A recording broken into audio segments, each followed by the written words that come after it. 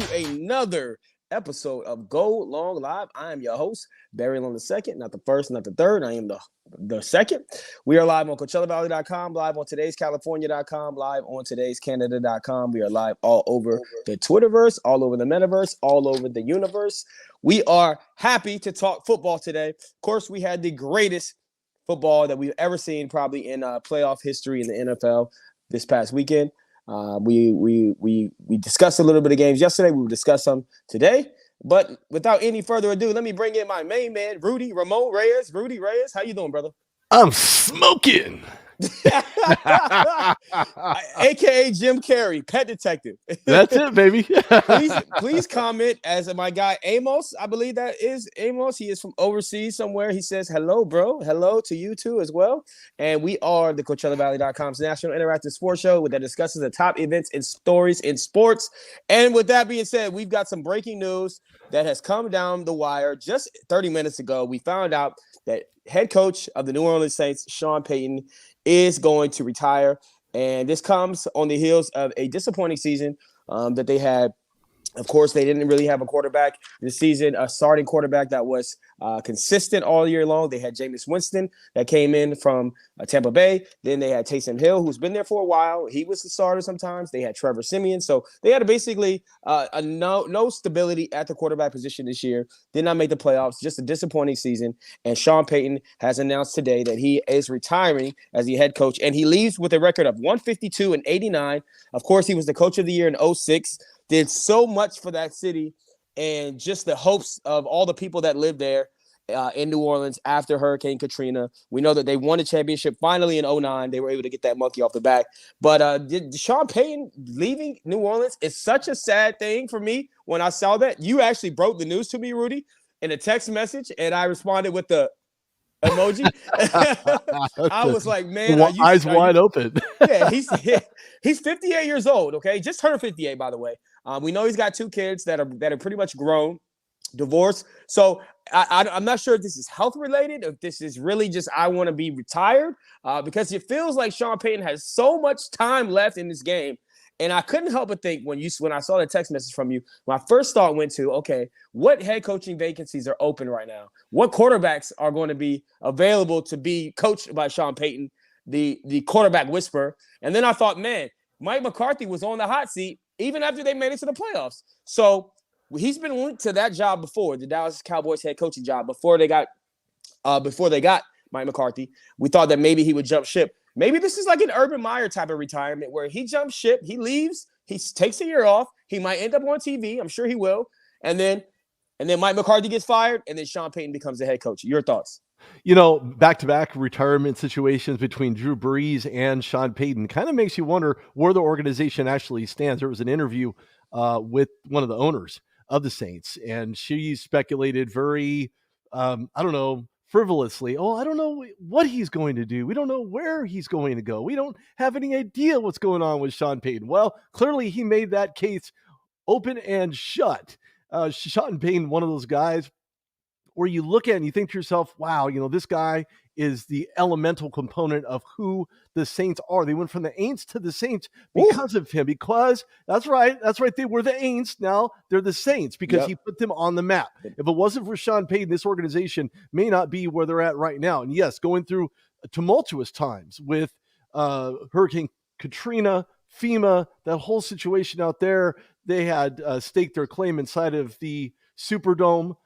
Their houses around the area were completely just destroyed and dismantled because of the water and the hurricane-like situation that occurred there in New Orleans. He'll never have to buy another drink anywhere in Louisiana. I can guarantee you that. But he's one of those guys where you would want as a head coach. Look, he served his pen 16 years. You had mentioned Mike McCarthy and the fact that he was on the hot seat. I still think he kind of is, and here's why. Because Mike McCarthy, yes, took them into the playoffs, but didn't win a playoff game. Sean Payton's already done that, right? He's already won a championship, coach of the year. He's had guys like Drew Brees. I mean, Drew Brees is like the leading passer of all time in Saints history. No one's going to even come close. Yes. I think this was on the heels of not only the season, but 16 years as a head coach in the National Football League has got to be one of the most difficult jobs that I wouldn't want I can tell you that right now. Yeah, And as for good sure. as Coach Payton is, he can attest to it that this is not a job for everybody. I think he's done. I don't even believe he's going to go Really? anywhere else. I You think don't think he's he'll end up in done. Dallas? No, look, I'm churning this rumor mill and I'm shutting down the factory, and that's all there is to it.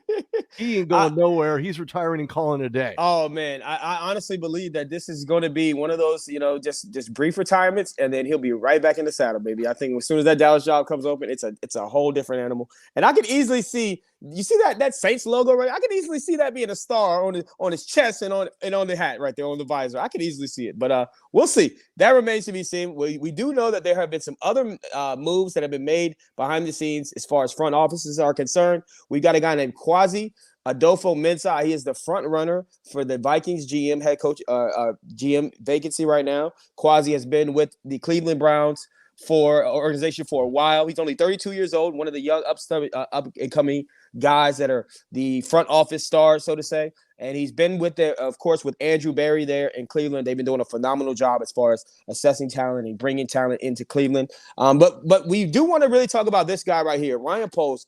Now, Ryan Poles has been with the Kansas City Chiefs front office for quite some time now. He survived 3 different GM eras, regimes. He has been around this team for a while. He knows he's been part of the evaluating process of getting Patrick Mahomes and getting Tyreek Hill and getting all these guys. He has now been hired as the GM for the Chicago Bears. Are you happy for him? And what are your thoughts on this acquisition?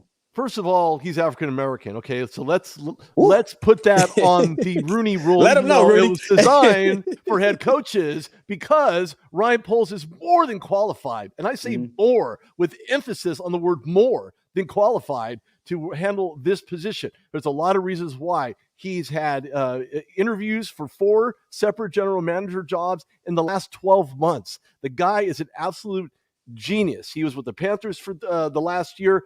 Bears, Vikings, Giants. This year, he's been a finalist for every single one of those. So those interviews certainly put him in position because Chicago needed to do something and needed to do something fast. They need a head coach fast. It's not Matt Nagy. We know Matt Nagy nagged himself out of being a head coach in Chicago. And more importantly, this franchise needs a makeover. Ryan Poles is the guy to make that happen. Yeah. He was a part of the group that, of course, drafted Patrick Mahomes. And that was a reach because if you look at the Chicago Bears, they were one of the teams that overlooked Pat Mahomes and went out and got a guy like Mitchell Trubisky instead of getting Patrick Mahomes. So this is going to be a great marriage. I agree. It depends on who their head coach is going to be. I do expect Eric Bieniemy to be a candidate for this head coaching job with the whole Kansas City ties. So it'll be interesting to see how that plays out. We are Go Long Live. I am Barry Long II, not the first, not the third. He is Rudy Reyes. We are live on CoachellaValley.com, live on today's California.com, live on today's Canada.com. Please comment like my man Irfan Ali. He says, God bless America. He says, good bless America. Well, God bless America and good bless America.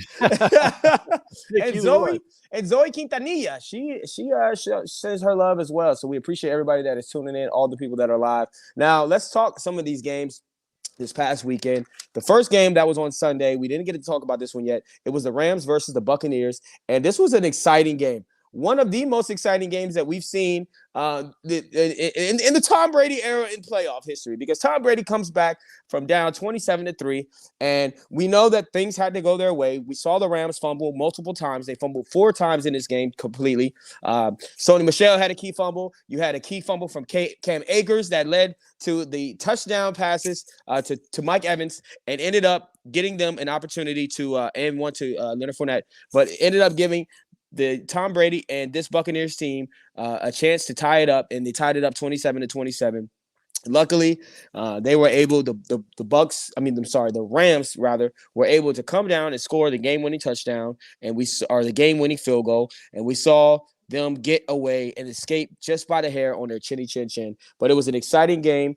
And what are your thoughts on Tom Brady's potential last game as a Tampa Bay Buccaneer?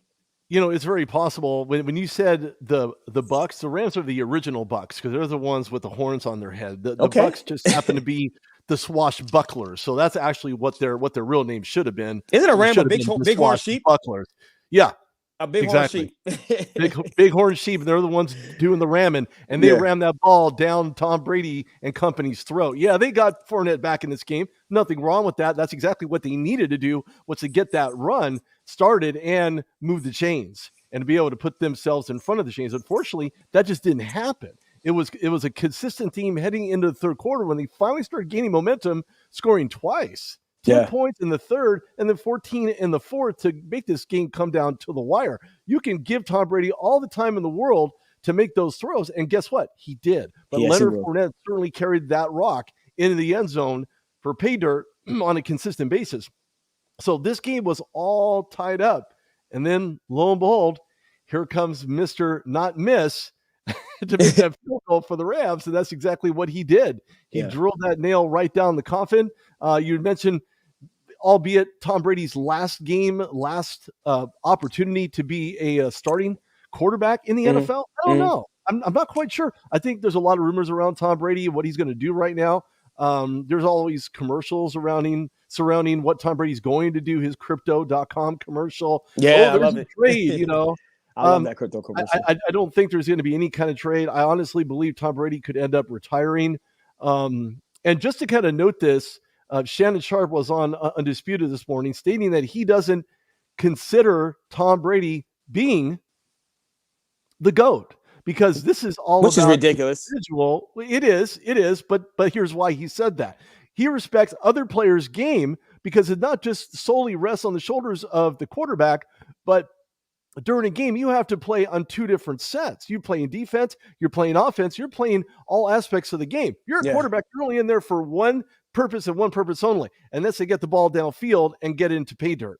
Yeah. So, I get it. I get his point. His point is that, you know, like in basketball, when you're like talking about Michael Jordan or LeBron James, you play defense and you play offense. Tom Brady doesn't play defense, but at the end of the day, he still is considered the GOAT of all time. And he almost looked like he actually played defense with that busted lip on him. I'm just saying, maybe there was some helmet contact, but Okay. he approached one of the referees in a very, well, I'm not going to say very, but a somewhat condescending manner, swearing at him, saying, "Well, why do you throw the flag? Look at my lip," you know. And Well, it's you're in crazy that football. was What do his you first. expect? That was his very first ever unsportsmanlike conduct from Tom Brady that we've ever seen in his entire career. And he's gone at the refs fired up before. He's been a guy that has been considered a crybaby, if you will, to a lot of fans who don't like the way that he, you know, approaches the officials after not getting a call. He's a guy that the NFL has acquiesced to as far as changing the tuck rule.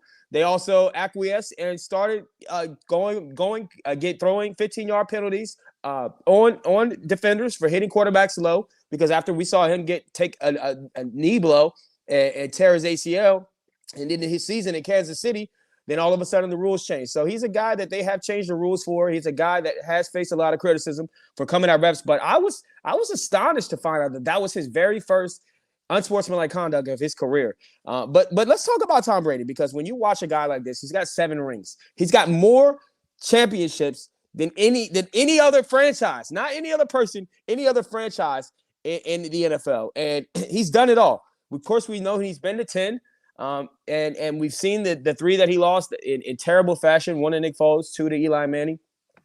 But is it time for him to retire? Because when I'm watching Tom Brady, I know that he gets the ball out in quick fashion, and they do such a good job. Byron Leftwich does such a good job, just like Josh McDaniels did as his offensive coordinator, of drawing up and designing plays that get the ball out of his hands fast so he doesn't take a lot of hits. And we know that if Tom Brady gets hit early in the game, he can get shook just like any other quarterback in the NFL. So we know that they do a great job of getting the ball out of his hands, and that in itself has lent itself to longevity and giving him the opportunity to play until he's 44 years old. He's expressed desire to play until he's 45. Do you believe that he should retire? Is it time for Tom Brady to retire? Because when I watch him, I'm like, oh, 1 hit. All it takes is 1 hit, and Tom Brady will not have the life after football that he could if he just retires right now. Do you think that he should retire at the top of this sport right now? Yeah, no, absolutely. Look, when you go out on top, you go out on top. He is the GOAT in the NFL realm. It's like saying, you know, Kobe was better than Michael Jordan. We're talking a whole different genre, a whole different time frame. Just because this is not an MJ / Kobe Bryant conversation doesn't mean that Tom Brady doesn't get the accolades being the GOAT in the NFL. That just means that he owns his own a definitive amount of rings. Yes, he is the GOAT. He's the guy who's basically needs to retire. He spent his last amount of time on the field. He's done what nobody else could do, what nobody else could ever do, even surpass guys like Joe Montana, Terry Bradshaw. I mean, the list goes on and on. Yeah. Troy Aikman. He's done so much, but I think it's just time for him to take a seat, look at his family, and say, wow, do I want to see you from a wheelchair, or do I want to actually stand next to you when you're walking down for your homecoming? Yeah. You have to ask yourself those questions, because one hit could take him out for the rest of his life. Yeah, absolutely. And he doesn't want to find himself in that situation. And you're talking about a quote here saying he's going to spend more time with them, give them what they need, which is attention, direction, because they've really been giving me what I need. Of course, more than just 6 months. His wife has been giving that to him, the support, the love, the methodology to just be who he is, wants him to be who he is. But he's going to take some considerable amount of time off. Even Bruce Arians says, we're not going to rush him back into making any decision whatsoever. But to be honest with you, the best decision for Tom Brady right now, and I'm calling it now, Tom Brady needs to retire. He's done everything he needs to. He has his own clothing brand. He's got, millions of dollars. He's still starring in commercials. I mean, he's got money. He doesn't have to worry about anything, nor does his children. So his best bet is to call it a day. Absolutely, and this was the quote that he was quoted saying. He said this on the Jim Gray podcast. He says, "I'm going to spend some time with them, and I'm going to give them what they need." Talking about his family, like you were just saying, because they really been giving me what I need the last 6 months to do what I love to do. And when he says that, he means basically the time to film study. Basically, I've heard that his house is cut down into two, and he's on one side of the compound. The family, Giselle, and the kids are on the other side of the compound. And he barely spends any time with them during the season. He says also that, I said this a few years ago, it's what relationships are all about. It's not always what I want. It's what we want as a family. And I'm going to spend a lot of time with them and figure out what in the future, what's next. So, yeah, when a guy talks like that, you got to think that, man, maybe it is retirement coming right down the wire. And if he does retire, I know that he didn't win a championship and go out per se on top the way that John Elway and Peyton Manning did, retire with the championship, the way Ray Lewis did, the way Jerome Bettis did, if you will. But he did lead the league in touchdown passes. He did lead the league in yards, and he's still operating at a high level. He may not be the MVP this season. It may be going to Aaron Rodgers. It could even end up going to Josh Allen, but hell, it might go to Tom Brady.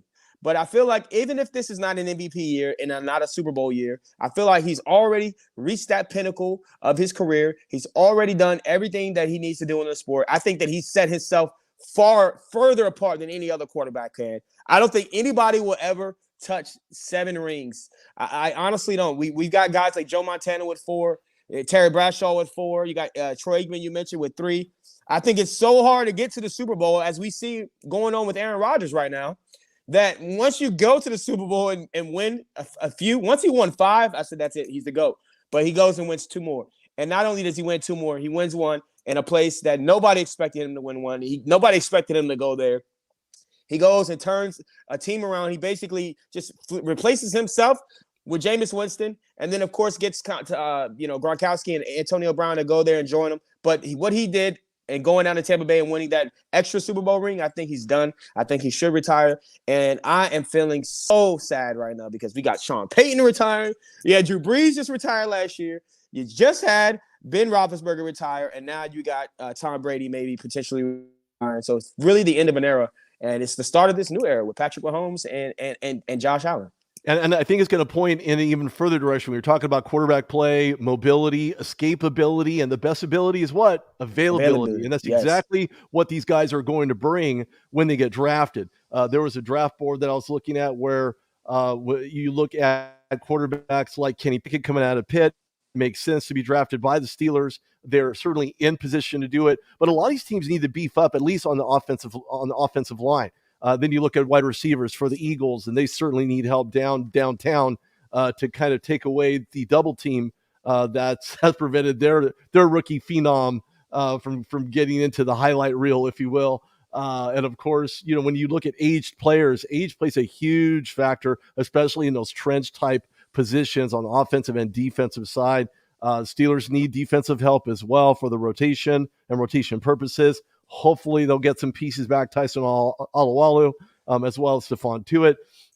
Then you look at the corners, for Atlanta. They're end up drafting maybe Derek Stingley out of LSU. Don't know. The cards are all out.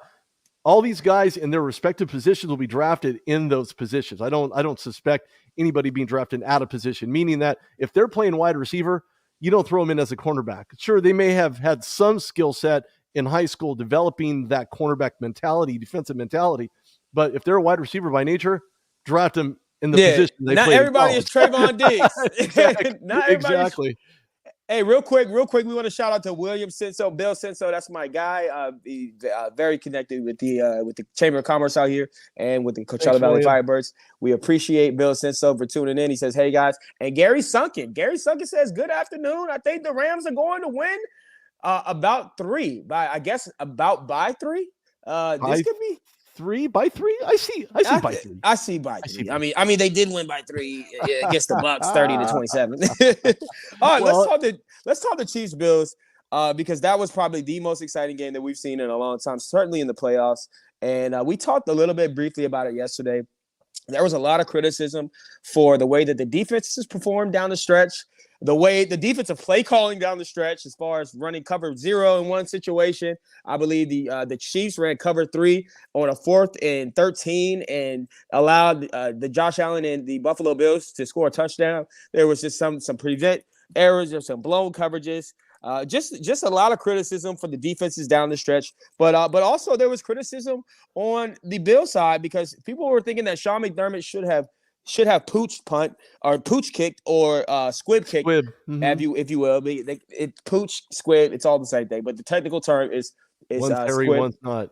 Yeah, it's a squib. Yeah, it's a squib. So they should have squib kicked it and would have at least allowed some of the time to go off the clock. And instead of 13 seconds, you're probably looking at 8 seconds, maybe 7 seconds, depending on whether or not they give themselves up, when they recover the ball. But even then, it's still Patrick Mahomes. And with 13 seconds left, we saw what Patrick Mahomes was able to do. Make a couple of throws, get them down in the position, and tie the ball game up. And then, of course, the problem that a lot of people had after the game was talking about the overtime rules because Josh Allen never received an opportunity to touch the football in overtime. And this could have potentially, let's say that, they kicked the field goal on the first possession of overtime, meaning the Chiefs. Then the Bills would have had an opportunity to get the ball back and then match that field goal. Then we go to sudden death. Instead, the first team that scores a touchdown wins the game, and Josh Allen never gets to touch the ball, and a lot of people feel that that's unfair and that these rules need to be changed. So that's a lot to unpack. Before we get to the overtime rules, what were your thoughts, real quick, on how the game transpired, especially in the last 4 minutes? Well, when I look at the similarities between the expedience of both of these teams and how they play offense and how fast they are snapping the ball, getting rid of the ball, running the ball, throwing for chunk yardage at a time. The game speed was probably by far some of the fastest, most thrilling game speed I think I've seen within the last, 5 to 7 years at least. Why? Snap count, speed up there. Release time, speed up there. Receiver time, catching the ball and then running after the catch also had everything to do with why the Chiefs went in to score and win that game. However, what I don't like, and I'm going to talk about the rules for half a second. I know rules are boring, people, blah, blah, blah. Look, the rules are important. Overtime rules in the NFL need to change. And when I say need to change, I don't mean to change for the benefit of the Bills because Josh Allen is not feeling the current overtime rule setting. It could have benefited overall this entire game and could have went down to sudden death. I would have liked to have seen that. You want to talk about 33.5 million viewers in this game or something to that effect? Try doubling that to go to sudden death. You want your ratings? That's where your ratings are at, and that's in that game. But game flow, game speed, game ferocity, the way that they were playing, the design play calls, it was intense. And I loved the game. I loved watching it. But more importantly, for me, it was about quarterback play. Yes. Who was going to be much more dynamic after the snap. Unfortunately, Mahomes does have a slight edge over Josh Allen in that sense. However, Josh Allen's a bigger body. He still has a fleet of foot. He knows how to hold on to the rock. He hasn't turned the ball over as a runner. So a lot of things to really like about Josh Allen, but they really need to look at the rules and to change these rules. So you're giving both teams an opportunity to possess the ball, whether they score a touchdown or not. Because if you kick a field goal, you're not going to win the game. If you tie it and win, right, you tie the game up, essentially, you could play for all of it, the whole bag of chips, extra salty, extra spicy, whatever you want, or an extra sized bag. Take your pick. It's going to come down to the wire, and that would have been like the best ever. Yeah, absolutely. And real quick, if you guys are watching live or if you're watching on the replay, please comment in the comment section below. Let us know whether or not you think the current NFL overtime format is fair and whether or not it should be modified. And if it should be modified, how should it be modified? Let us know. We would like to know. But yeah, going back to the quarterback play, it was such an extremely high level. And both of these guys played very similar. Both of these guys carried the ball for 60. Josh Allen carried it for 68 yards. Patrick Mahomes carried it for 69 yards. So these guys basically played very similar, very high level, making throws, making plays. One of the most exciting. You're right, for the ferocity of the game. That's a perfect word because it was a ferocious game. It was fierce. It was fun. And it was just fantastic. So I mean, those are all the F's I can give you. But yeah, when we talk about the current NFL overtime format, I agree. I think that it should be changed. I feel like both teams should have an opportunity to match. I feel like the touchdown should be able to be matched. And then once you get down to these, multiple overtimes, double overtime, 3 overtimes, then I think that you've got to make the rules. You've got to kind of squeeze it, to condense the field and condense the opportunities, much like college. Because we used to see college, they go back and forth all day, all game long. And then we saw them that after the second or third overtime, you've got to go for the 2-point conversion if you score a touchdown. And we saw a game this past season between Illinois and Penn State, which went to 9 overtimes. And I was watching that game live, and it was insane. I was watching it. We were hosting college football out at one of the casinos, and watching that game with the fans and just seeing everybody's reaction back and forth, it was just so exciting. And when the game ended, you felt like the better team won, and you felt satisfied with the outcome of that game. And when you look at this rule, the way that it's currently constructed, you did not feel satisfied for Josh Allen on the sideline. And we've seen Patrick Mahomes be in this same exact position before, a couple of years ago in the AFC Championship against Tom Brady. Whoever wins the coin toss wins the game. And we saw Patrick Mahomes sit there on the sideline, breathing out that smoke, that cold smoke, just like Josh Allen was, upset because he did not have an opportunity to go and finish that game or at least try and win that game. And this is the same thing that's happening to Josh Allen. And I agree. I think that it should be changed. I think that it's got to change fast. I like the modifications that they made originally to it, because it used to be if you kick for 3, you win the game. The first 3, you win the game. Now they made it a little bit harder so that you got to match. But ultimately, it's got to change. Bill Senso quickly, shout out to Bill Senso, says, I think it should be modified. Both teams need to get a chance. In the pros, I think they should have to go for 2 every touchdown. I agree. I like that because that makes it more urgent to win the game. What are your thoughts? I'm on board with that. I actually like that too. Thank you for chiming in, William. I believe that when you look at the current format, if you're not going to go for 2 on every single possession, I mean, everybody loves that 2-point conversion. Everybody wants to see that 2-point conversion successful. Yeah. I know I do. When I watch the game, that's exactly what I want to see. Somebody execute in a 2-point situation, either win the game or lose the game. And look, these guys were tired. These guys were exhausted. They had already defenses played. Especially. Oh, absolutely. Because you're trying to protect Patrick Mahomes from escaping out of the pocket. The other side of the ball, you're trying to prevent Josh Allen from getting chunk yards after he receives a snap. There's a lot to unfold. But I think the 2-point to win the game is certainly a good way to go. I think more importantly, I think the overall format of an actual championship game needs to change as well, or divisional game. And I think that should go into week 18, right? Because we see week 18. I don't believe it's going to go anywhere anytime soon as far as that additional week. I think what you're going to see is a super wild card weekend every single year, because they know that draws in the people. That's the audience. And the numbers are absolutely insane on that super wild card weekend between the weekend before and this past weekend. So if they change the format, you're putting everybody on a clean field of play. Yes. To actually win the game the way that it should be won. and Yeah, not scoring a touchdown first. absolutely, absolutely. And college seems to get a lot of things wrong when it comes to football and just sports in general, but they got this one right, and the pros need to follow suit. And I agree with you, and I agree with Bill Senso. Thank you again, Bill Senso, for chiming in and giving us your Appreciate it, opinion. William. We appreciate everybody for tuning in. Now, real quick, so we know that there is a new head coaching job vacancy. We saw that Sean Payton did retire as a head coach. I want to let everybody know once again that is breaking news. Sean Payton has retired as the head coach of the New Orleans Saints. It is the end of an era. He like I said earlier, he might very well end up on TV. He probably will be on TV by the Super Bowl. I'm sure somebody's going to have him on their Super Bowl coverage. But I think he'll take a year off, and I think he'll go back, and I think it'll be Dallas if he does go back. Rudy Reyes, you think that it'll be that he's done for good?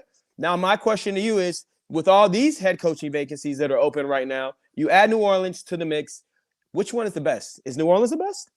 You got Jameis Winston coming back. You got a great defense. You got Michael Thomas coming back. No, I am not a fan.